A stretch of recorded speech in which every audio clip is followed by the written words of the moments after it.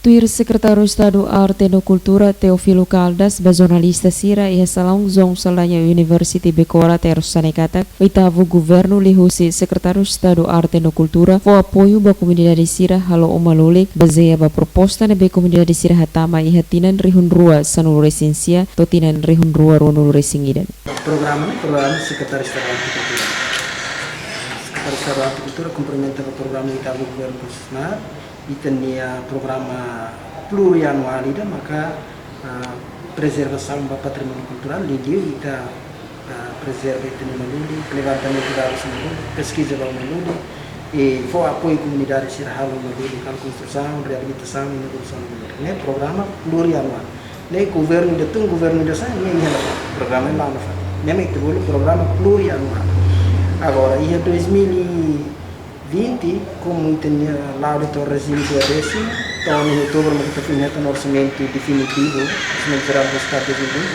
então me prevê orçamento 20 mil para o que tender para a universidade ser para competir, para sempre com ano, de pesquisa para o mundo. O objetivo é pesquisa não é detectar quantidade do seu mundo, não qualidade, desafios, dificuldades saídas na comunidade se enfrenta ou ainda hari uma e daí mesmo a intervenção na técnica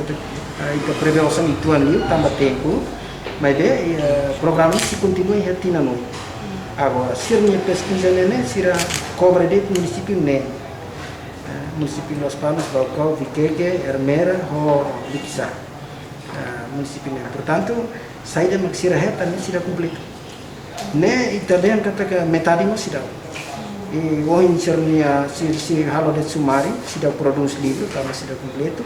e a ser metodologia dia mas a valor cultura buat barat não ser sudah tahu por exemplo se dia kata kuma lunik né minha valor ida maka halibur família tesilia hakutulia bapetsa humane né né pertence valor mas para que não ser sudah completa.